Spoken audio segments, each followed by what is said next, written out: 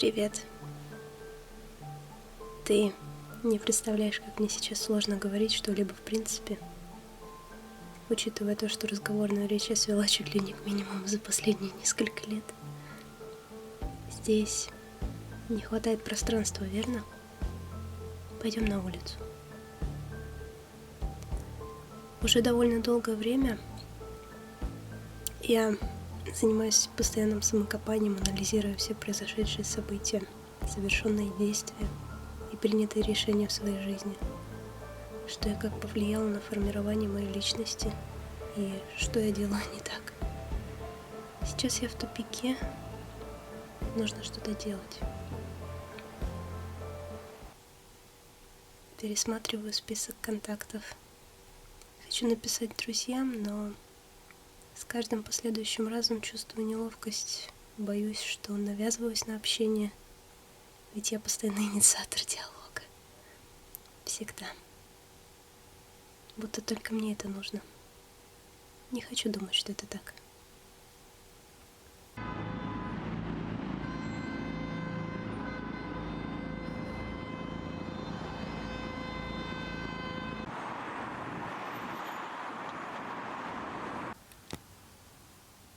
Отношения с людьми всегда были очень сложной темой.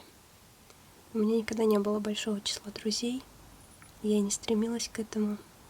Мне скорее хотелось найти людей, которые разделяли бы мои взгляды на жизнь, не боялись бы обсуждать со мной эмоции, чувства и все, что они думают на любую волнующую тему. Без барьеров, с пониманием, живыми дискуссиями. Ведь как иначе изучать и познавать происходящую вокруг действительность, преодолевать все и двигаться дальше? Я искренне дорожу этими людьми. Они для меня все. Правда, зачастую бывает так, что я придаю гораздо большее значение отношениям, чем принимающая сторона.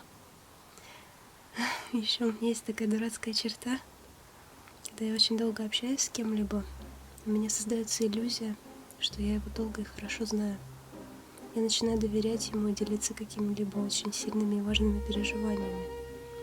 В детстве я очень сильно обожглась на этом, после чего стала очень тщательно изучать и задолго до общения присматриваться к людям, с которыми я потом смогу заговорить. Но не знаю, как это описать. Потом я очень сильно привязываюсь к этим людям. Оттого чувствую опустошение и разруху, когда они так легко прекращают общение, уходят, или во время встречи раз в полгода вы понимаете, что диалог не идет. Вы не понимаете, что вам еще обсудить, у вас потерялись точки соприкосновения, возможно, даже поменялись взгляды. Вы сами изменились. Тут ты понимаешь, что все, что было раньше, там и осталось воспоминанием. Вы не сможете пережить сейчас те же эмоции, которые были в эту минуту 4 года назад. Все кажется каким-то не таким, искусственным, искаженным. Остается просто принять мысль о том, что ничего не может длиться вечно. Не все зависит от тебя, и нужно двигаться дальше. Жаль, принятие у меня не до конца происходит. Мозгом понимаю, что мой страх и тревога иррациональны, но все равно не удается это контролировать. Это чувство со мной всегда. Я с ним просыпаюсь и ложусь спать изо дня в день. Субфебрильная температура 37,2, повышенный кортизол, тахикардия, головные боли. Своими ледяными руками я бы могла охлаждать напитки на вечеринках, но я тот человек, который на них никогда не придет. Внешние факторы только усугубляют процесс. Идет спазм на все тело, особенно на голосовые связки.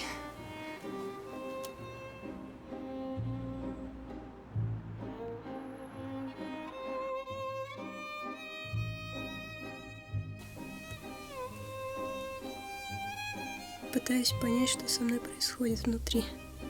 При генерализованном тревожном расстройстве происходит гиперактивация миндалины, нарушение ее синхронизации с дорсомидальными отделами префронтальной коры в ответ на повторно предъявляемые угрожающие стимулы. В ряде работ говорится об усилении этой связи, однако в ряде работ наоборот, что, видимо, обусловлено различными предпосылками возникновения. Гиперкогнитивное осмысление страха или недостаточная когнитивная оценка. Теория избыточного переживания с попыткой контролировать соматические и сенсорные ощущения страха. Негативное мышление приводит к усилению переживаний. Активации миндалины, вагуса начинается тахикардия. Проговаривание и вербальные образы переживаний позволяют лучше контролировать вегетативный отклик. При тревожных расстройствах именно вербальные ассоциации доминируют над образными и неопределенными.